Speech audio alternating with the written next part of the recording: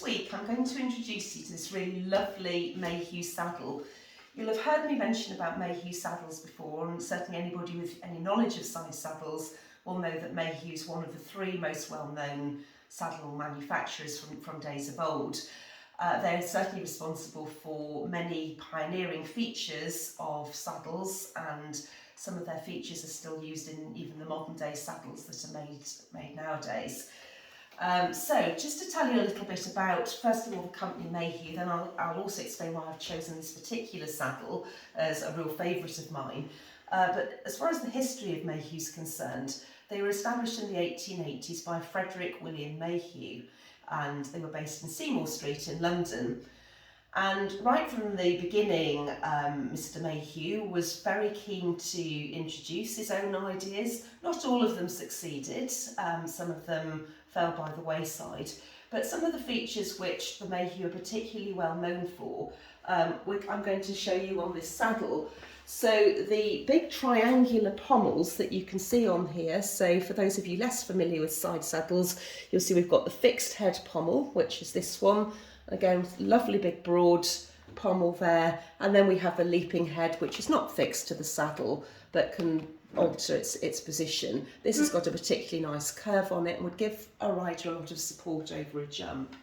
So the triangular pommels was something which was invented by Mr. Mayhew, and he got it patented, and then later on, when the patent ran out, other saddle manufacturers copied his idea, and I think that was a great innovation when it comes to riding comfortably on the saddle and also going over a fence. It really helps if you've got that support from a big wide pommel like that. Other features of the Mayhew that he worked on was the introduction of the smaller offside flap, so I will show you that in a moment, but that was certainly another key innovation, as was the safety device for the stirrup attachment, which is often regarded with the Mayhew safety adjustment as the most easy to use of all of the different manufacturers, which I would personally tend to agree with. It just clips on and pings off in the event of an accident. So that was certainly a really important feature of the Mayhew saddle. So those three different things were all hugely important to the success of Mayhew. In 1897 they got the Royal Warrant, which I'm sure they loved getting that at the time. They had been harness makers and saddlery makers for the royal family for some time before that, but that was a real honour for them, and they certainly were well worthy of that accolade. To tell you a little bit more about this particular saddle and why I've chosen it, because I actually have quite a lot of Mayhews in my collection of saddles at the moment.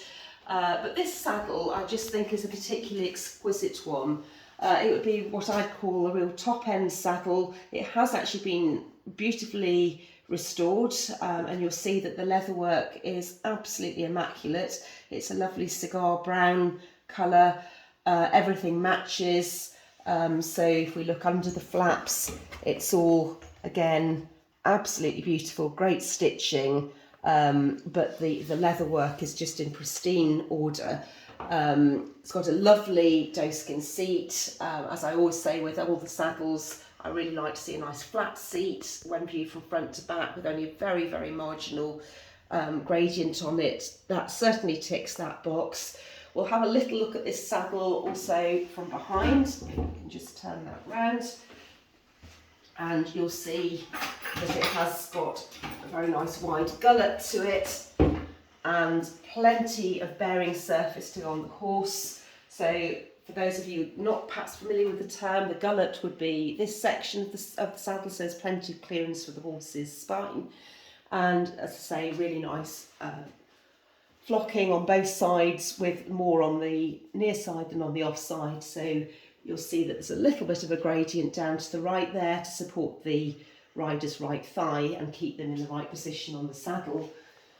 I mentioned when I was saying about the Mayhew that they introduce the slightly smaller offside flap there.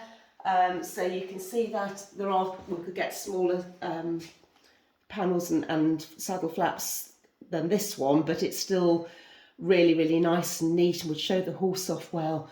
And again, you see the continuity of the lovely, lovely leatherwork and stitching, which when you're competing at the top end shows, things like the Side Saddle National Championships, or you're competing in the ladies show horse classes with the final Horse of the Year show, having a saddle of this sort of calibre can really help you stand out from the crowd. What I also particularly love with this saddle is it comes with everything matching. So matching stirrup leather, matching girth, three-fold girth, balance girth. So from a judging perspective, at that higher end of competition, it really does tick all the boxes for giving a really pleasing overall picture, and would score very highly in any turnout section within the equitation class. So that's a little bit about the Mayhew saddle. Could have shown you many other ones of those, and I'm sure we'll see some others featuring in future Saddles of the Week. But thank you for listening, and again, keep sharing your own stories about your own saddles. Thank you.